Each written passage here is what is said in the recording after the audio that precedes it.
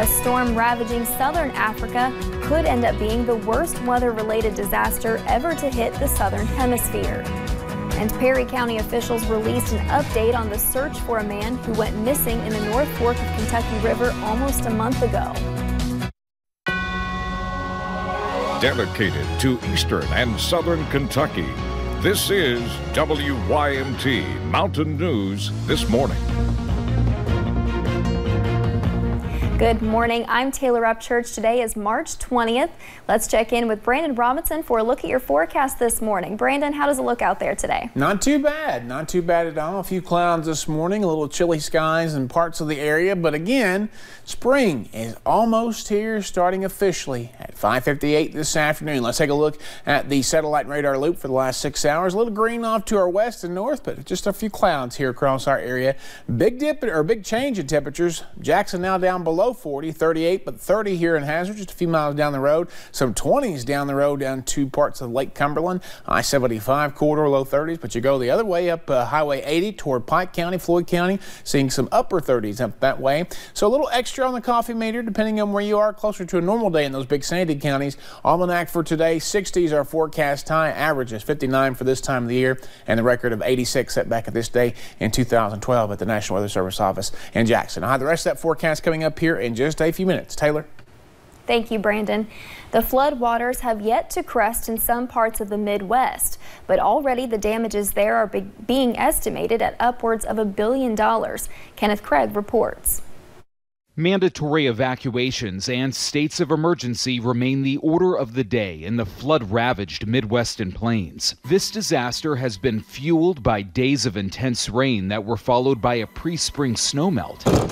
In some areas, the water has started to recede, but communities along the Missouri and Mississippi rivers know more is on the way. As we prepare ourselves for the spring thaw and the rains that are going to come, we need to just recognize that, we're just getting started. On Tuesday, Vice President Mike Pence traveled to Nebraska to get a first-hand look at the devastation. The American people are going to stand with people across Nebraska, across Iowa, across all of the 8 states that have been impacted by this severe weather and this flooding.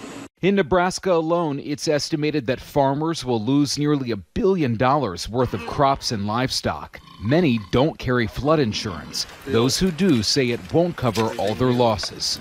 I don't know, maybe it hasn't sank in yet, but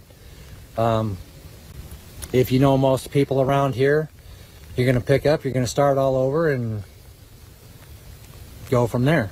Some of the damage can't be assessed until the water has fully receded. In some areas, that's likely to take weeks or even months.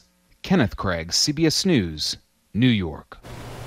Experts say the flood waters have likely contaminated many of the wells that rural communities rely on for their drinking water. And UN officials say a storm ravaging southern Africa could end up being the worst weather-related disaster ever to hit the southern hemisphere. More than 1,000 people are feared dead after Cyclone Idai struck South Africa, country of Mozambique, last week. Rapidly rising floodwater 20 feet deep in some places is making for dangerous rescues. People are climbing trees and rooftops to save themselves. 400,000 people at least have been displaced or made homeless. Thousands are desperate for food, clean water, and shelter. The military in neighboring Tanzania airlifted more than 230 tons of emergency food and medicine to the 3 countries hit by the cyclone. And officials from the League of Cities were in Hazard Tuesday, meeting with students and others from the community. They are having group discussions with people who live here, who would like to see the city grow and become a better place. Many of the students had ideas on what they would like to see here, things that would either keep them here or encourage them to return after graduating college. Some of the ideas include more local shopping and restaurants, outdoor tourism, and even sidewalks throughout the city. Hazard has the potential to be better than Pikeville and anywhere around us because, I believe we have the prettiest place. We just need to clean it up and make other people who aren't from here know that it's pretty. Officials from the League of Cities will take all of the ideas and recommendations and present them to city officials this week. They will then begin working to find ways of funding the ideas. The La Follette Police Department said a knock and talk led to the discovery of multiple types of drugs at a home, according to a Facebook post from the police department. Investigators had been monitoring a home at 400 West Walden Street after getting a tip. Officials say they found 166 grams of THC edibles, hydrocone, Xanax, and more than 1 pound of marijuana at the home. Police arrested Terrence Dewey Hatfield. And police say a man from Catlettsburg faces drug charges after a bust within 1,000 feet of a school. Police charged Christian Sparks with trafficking marijuana, trafficking within 1,000 feet of a school, first-degree possession of a controlled substance, and possession of a handgun by a convicted felon. Sparks was taken to the Boyd County Detention Center. And don't forget to sign up for Hoops Hysteria on WYMT.com. The winner gets a 65-inch smart TV, and a $1 million prize will be awarded nationally if someone correctly picks all the games. You have until 15 minutes before the first game, which is tomorrow, to sign up. And earlier yesterday, Perry County officials released an update on the search for a man who went missing in the North Fork of the Kentucky River almost a month ago. This is video from a previous search. Crews say they have used everything from dogs to drones to try to find Danny Tin Can Napier. Some weather conditions have hindered their ability to search even the Floyd County Rescue Squad and crews from Belfry, and they've helped in the search. They will hopefully bring the dogs back out to look for Napier in the near future. Every day that we are doing something, we've had several of our fire departments involved across Perry County. Covered a lot of ground. Stacy says even the Floyd County Rescue Squad and crews from Belfry have helped in the search. He says they will hopefully bring the dogs back out to look in the near future. And 5 teenagers were arrested in Corbin yesterday. Police say they held people at gunpoint while robbing their home on Ruggles Street. Now, we can't name the 3 teens aged 15 through 17, but these 2 men, 18-year-old Anthony Shields and 19-year-old Jermel Carton, are accused of joining the teens take cell phones, cash, and marijuana from the home. Carton and Shields were taken to the Knox County Detention Center and are now facing multiple charges. A teen is accused of leading police on a high-speed chase through several eastern Kentucky counties yesterday morning. They eventually stopped Tiante White in Barberville. Police say it started in Madison County on Interstate 75. State police say the 19-year-old took off, exceeding 100 miles per hour. It's unclear why he took off. He faces charges that include fleeing police. And a new clinic is open in Pike County. Sparrow Health is an integrated care facility that helps people with substance abuse disorders. The clinic combines physician services, behavior health counseling, and recovery support services. David Hayden says the opioid epidemic has hit eastern Kentucky hard, and they hope to help people move forward. We want to be a part of the community and a part of the solution to help people get back to work and restore their lives and make better relationships.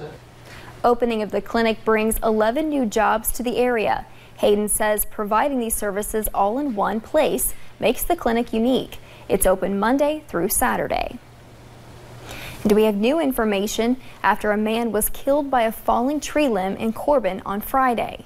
The Whitley County coroner says 45-year-old Gregory Seiler of Williamsburg died in the accident. Investigators say Seiler was working for a tree trimming service when the limb fell on him. And a Perry County man says he's dealing with illegal dumping near his property. It's all happening on Bobby Brown's property near Sam Campbell's branch. He says people are constantly dumping garbage in the area. That includes everything from carpets to diapers. He wants someone to be fined for the garbage they have left near his home so his headaches can finally end. They dumped adult diapers just right on the turn down place at my house, which seems to be a welcome sight for garbage here lately. He brought his complaints to the Perry County Fiscal Court yesterday.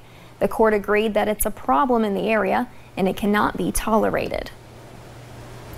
A Whitley County grand jury indicted 3 men in connection with the February murder. Twin brothers Jamie and James Muse, along with Jordan Miracle, face murder, robbery, and tampering with physical evidence charges. Police say the group worked together to rob and then stab Billy Lawson at a game room outside of Williamsburg. All three pleaded not guilty. A pretrial conference is set for April 1st.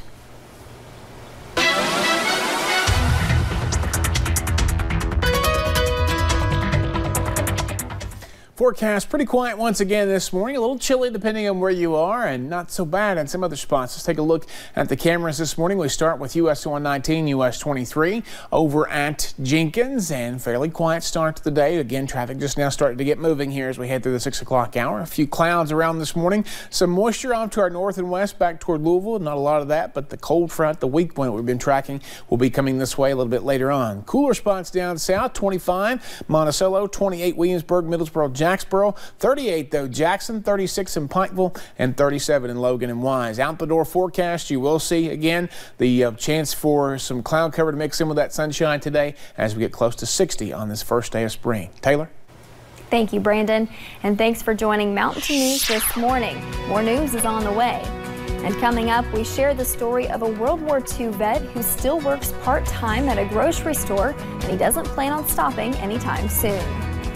And for the first time ever, the Food and Drug Administration has approved a medication specifically for treating postpartum depression.